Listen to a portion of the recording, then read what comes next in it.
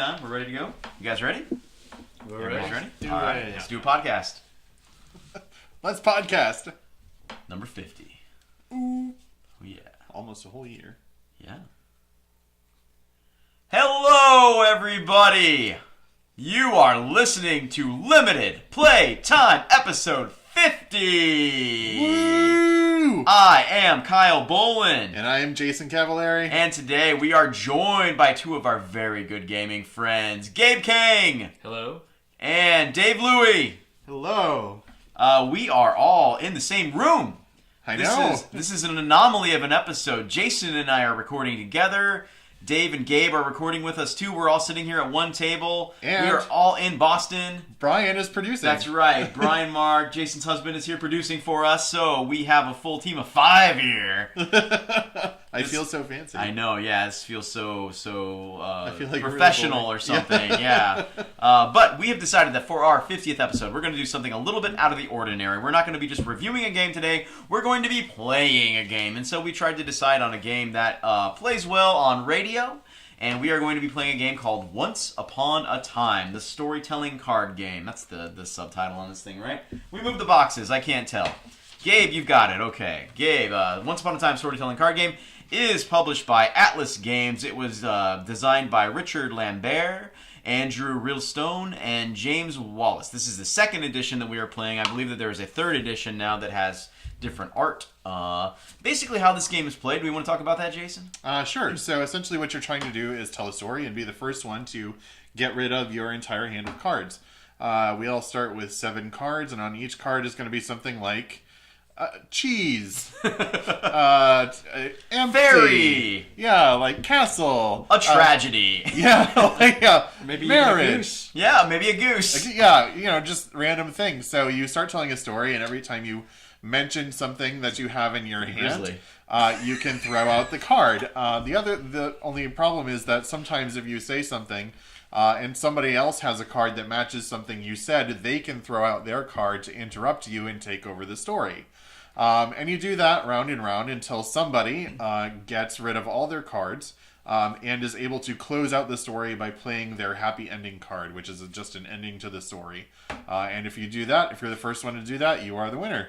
That's right, and we are going to be playing this live. I don't know how many rounds we're going to do. We did a dummy run of this, and it went, I don't know, maybe like 10 minutes or so. Yeah, it was not long. So yeah, we'll probably do 2 or 3 games of this, and then probably talk a little bit about how we enjoy it, or whatever, and then we'll end the episode, and it will probably not be one of those crazy hour-long top 10 lists that we've done in the past. It'll probably be close to 30, but if we break 30 minutes, we're not going to worry about it, because it's a 50th episode, that's special and everything. So, you guys ready? I believe so. Everybody's ready to tell some stories? All right. Who's going to go first? Jason, you've been nominated again. First. Yeah, that's right. Okay. Once upon a time. So, once upon a time, there was a wicked queen. And she ruled the entire land from her palace. And while she was ruling, one day, a woman, an old woman, came up to her and... I've been interrupted. She wasn't an old woman at all. She was actually a cook who had a dark. She could still be old. An old This cook. is true, but she had a dark secret. All she wanted to do was carry out revenge on all of her enemies. Something has been revealed. She's a woman that's seeking revenge on all of her enemies, and she is doing that because her enemies once cursed her that she would turn into a wolf on every full moon. And she hates that. So she is seeking revenge on the people that cursed her. And she has come to the queen in her palace to ask for the queen's assistance. And if the queen will give her assistance in taking revenge, she will then throw a gigantic feast. Gigantic. Interrupt. Oh. And this feast was sure to be full of all kinds of tiny appetizers, which everybody would eat because the queen is obsessed with small things. She has a disorder. And so as they were planning this wonderful feast out, there was an evil stepsister to the queen who decided that she would try to poison the queen by poisoning the tiny appetizers that she was going to eat. I think that they were tiny vegetables of some sort. The feast began, and the queen said, "This is the tiniest feast we have ever seen, and we shall eat so much of it that we shall all be sated." Food. Okay, so we'll eat a lot of these tiny vegetable things, and we'll eat so much that we'll be so very full. And while they were starting to dine on the foods there, the queen got very sad because she thought, this is a fantastic feast that we're throwing, and I feel really badly that my parents died so long ago that they couldn't be here with me to enjoy this happy occasion. Interrupt. Ugh. But at least her parents got to meet some interesting people before they died.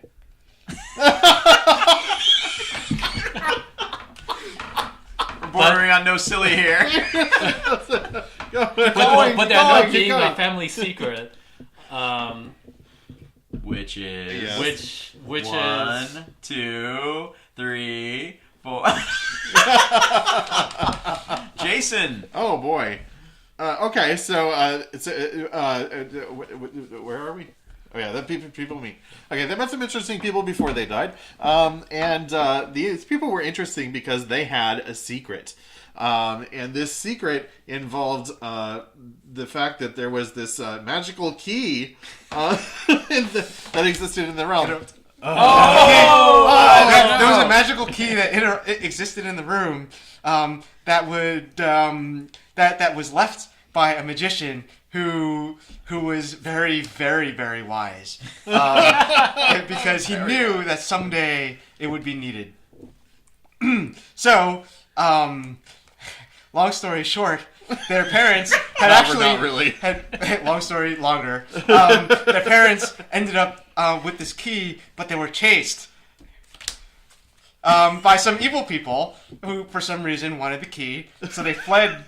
They fled across the sea to an island, unbeknownst, and then stayed there, unbeknownst to their daughter, who is the present queen. So on the day of the feast, she was sad because they were eating such. Sad. Go. She was sad. She was sad because she never got to find out where this magic key was, and so she went to go find it. And lo and behold, she actually did find it because reasons. And then when she found it, silly. she actually did find it because the parents had written the secret that was told to them on a piece of paper and hidden it in a book that they gave to her and said, this is a very special book. And she never read the book because she was like, screw reading. But she figured, hey, this is a present they gave me. So she looked at it, and she found the piece of paper that told her where the magic key was. And she went and found the magic key, and the letter also happened to say where the key went. And so she went to take the key to the door in the castle that no one could ever open because they didn't have the magic key. And now she had it, and she put it in the lock, and it fit perfectly. That was my happy ending card. It fit perfectly. Very good. Oh, dude. All right. Wow. So, Jason, Yes. you are currently the champion of Once Upon a I Time. know. I feel so accomplished. All right. Let's separate out let's discard. Once Upon a Time happy endings go here, whatever they're called, and then the aspect and everything goes there. I had already kind of shuffled these back. Yeah, in. don't shuffle them together. It's too late. Did we? Mistakes have been made. Too big. What, did you Yes. shuffle your I didn't shuffle them. ending in there? I Yeah, just- mine were already shuffled. So just mix them as best I can. Okay. Ugly. Indeed. I deal from that stack. I dealt from this stack last time.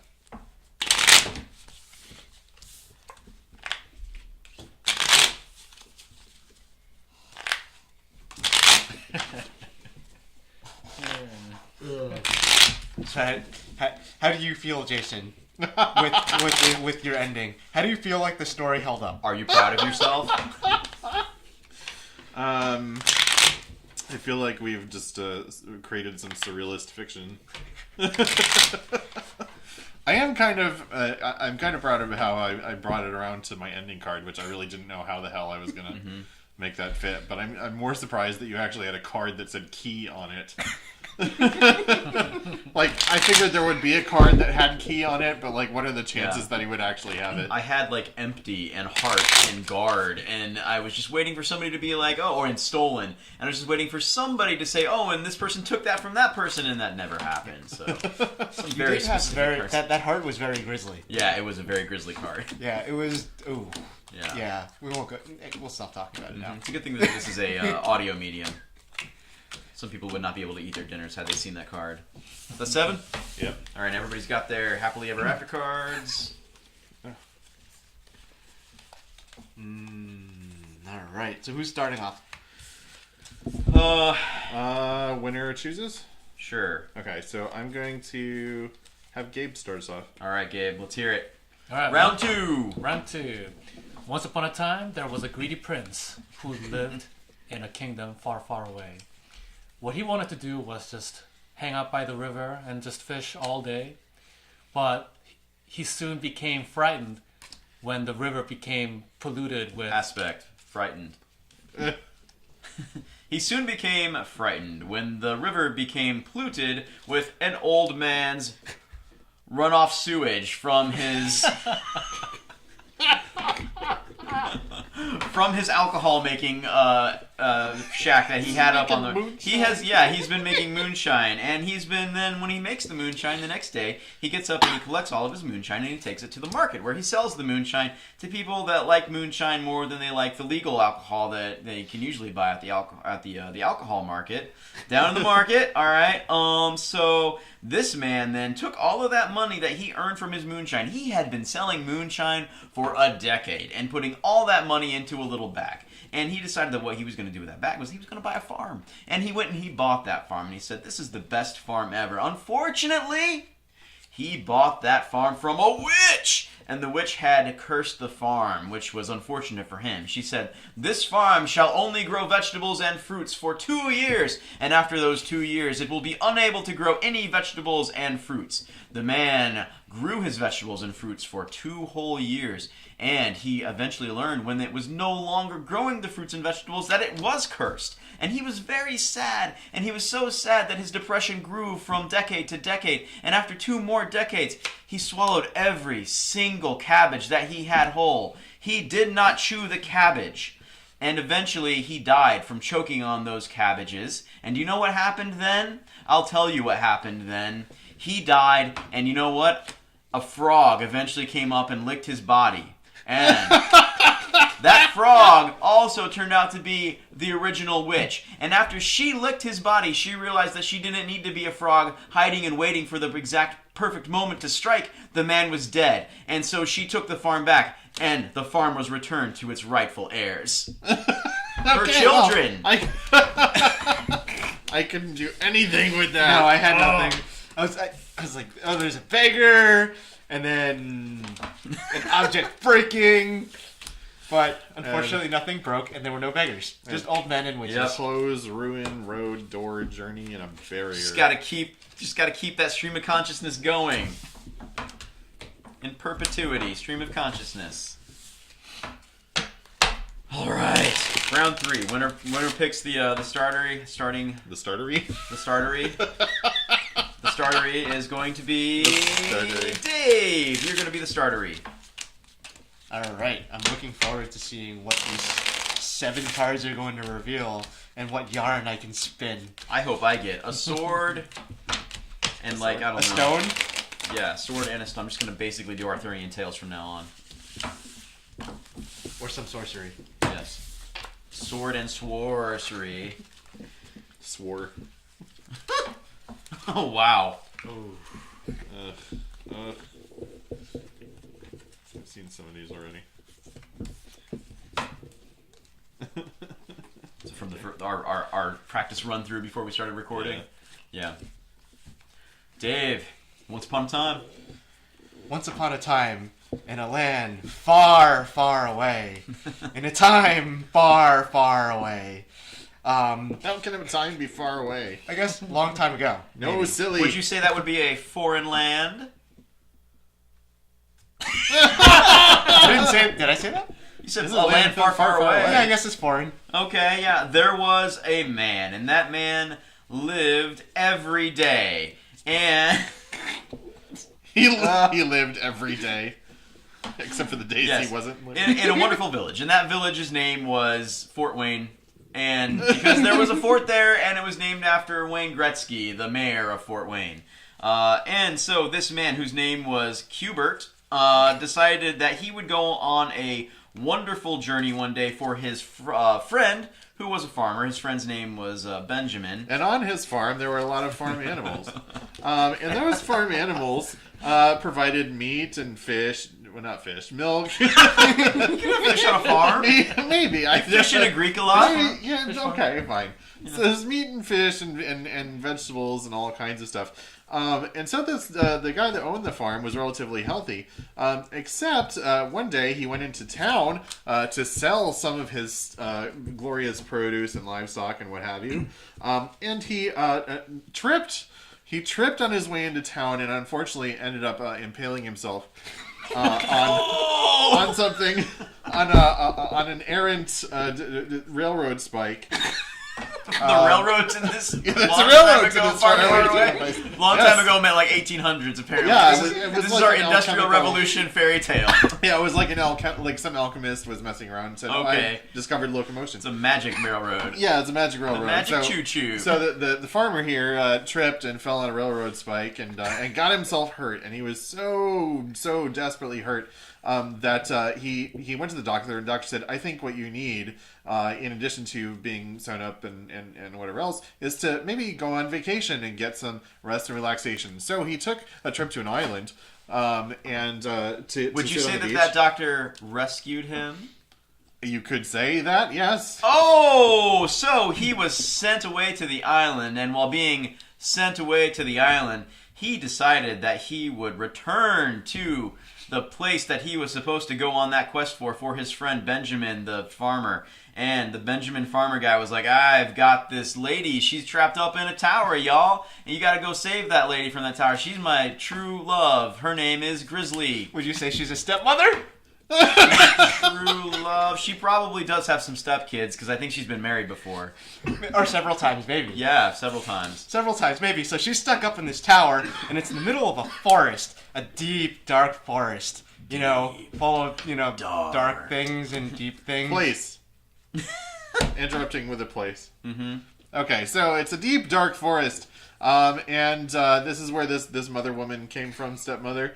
And she was walking around in the forest because she was fleeing. There had been a coup in her home kingdom, and the new powers were purging supporters of the old rulers, of which she was one. And so now she had to flee her home and seek refuge in the forest. And she was doing that, and while on the road, she encountered death. It was death in the guise of the Grim Reaper. And he said that I will challenge you to a contest, and if you lose... Twister. Yes, a game of Twister. And if you lose the game of Twister, you will surely die. And if you win, you get to live on. And so they continued and went to her hut in the woods, and they were playing the Twister. And the stepmother, she won. And beaten, the foul creature vanished and was never seen again. Wonderful. Well done, Jason. Yay. One more, you guys? One more. Good. I didn't have any interruptions. Yeah, That can really hamstring you in this game, which is barely a game. Yeah, I mean, yeah, come It's on, a let's be nice, real. it's an activity. All right, we are gonna do one more round of this, so we need 4 more happy endings, right? Everybody's got their happy ending.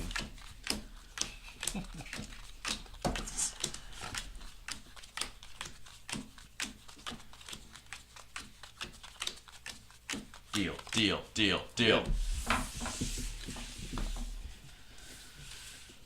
What have you done to me? Ooh. What have you done to me? Okay, let's see.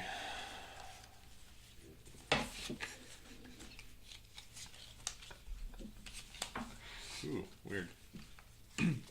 All right, Jason, who's going to start this off? I think you're the only one that hasn't started, so I guess that's true. go for it. Once upon a time, there was a king who had a very horrifically deformed brother who had no lips and no eyelids.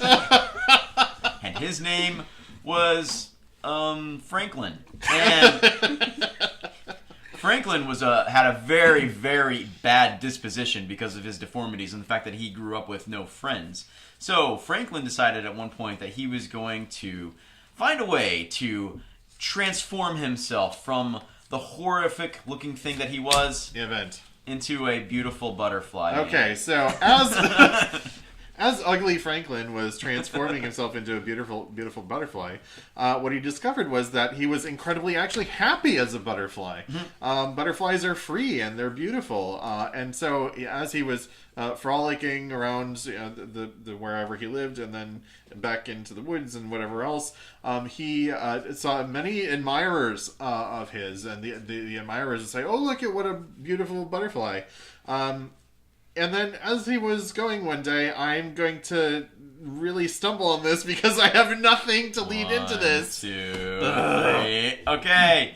So, now what were we at? That is Franklin the butterfly was Franklin's doing what? butterfly in the He was forest. happy. He's a butterfly. And He he was was happy. and being Okay. admired. But being a butterfly is not a natural state for Franklin, and he found himself being the target of many forest ghosts who were haunting him. Oh, because ghost.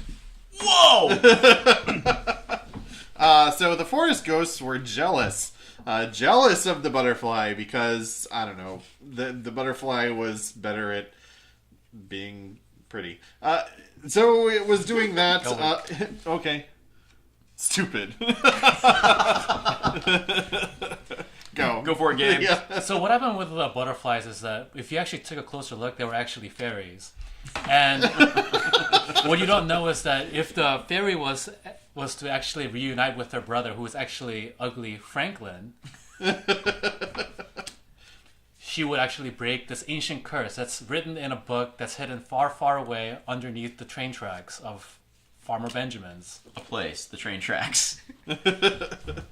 So they went there and they found nothing. But what happened was they were trespassing. And you know what? Trespassing's illegal. So the constable came along and he said, "Y'all aren't supposed to be here. You ain't come around here. We're going to put you in prison." And so Someone got punished. Damn it.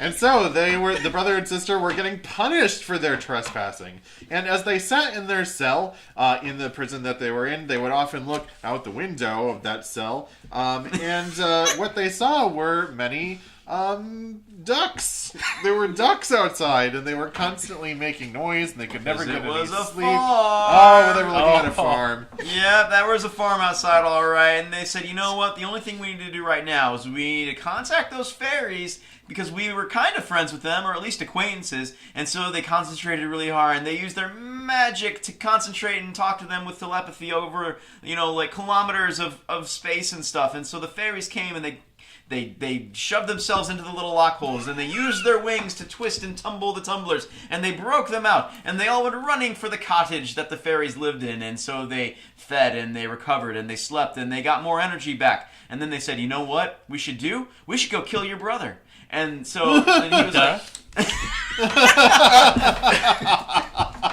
"Go, Gabe, go." So what is the secret to killing Ugly Franklin? Is that what we were killing? Ugly Franklin, I think, is the guy that's doing the running around with the fairies right now. His brother, who is unnamed, was the one that sent him away, right? Because he's the real king. Oh, wait, you weren't telling the story. That was a Recapping summary, this, of where we've come gotcha. from. Ugly Franklin. Okay, so Ugly Franklin had a hard time growing up as an orphan because first he was really ugly. Oh, I was also played Cottage, by the way. Oh, I'm nice. not supposed to put that out there. But with his recent trouble with the law, he knew that he had to give the constable a gift to get away with the crime. Mm-hmm. And then, So he devised a plan. He devised a plan to get a gift to the constable so that he could be freed from his imprisonment. But he really didn't know what to get. And so he sat for many long hours in his cell being idle. And just thinking thinking all the time about what he could get. And eventually he was so bored that he fell asleep. And while he was sleeping, he had a dream. And while he was dreaming, it came to him in a vision that there was something came to him in a vision that instructed him exactly how he was supposed to get out of the cell. And that if he needed to get out of the cell, there actually would be some buried treasure somewhere located in a place that would help him find the way to kill his brother. He actually in his cell, he was next door to a pair of thieves who had a secret idea. Thieves. who for some reason or another already knew how to break out of the cells, so they just gave him instructions. for some reason. Yeah, so he just broke out of the cell, thanked the thieves, left them there, and bravely set on to go and find the treasure that would lead him to the secret to kill his brother. Is he still in butterfly form?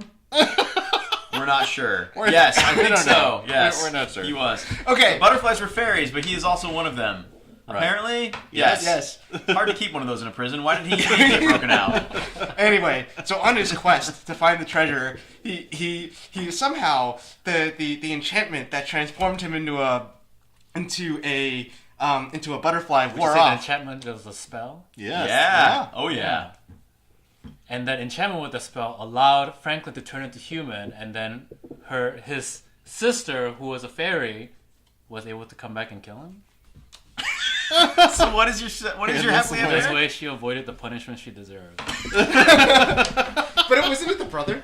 Brother, the sister? punishment? Okay. All right.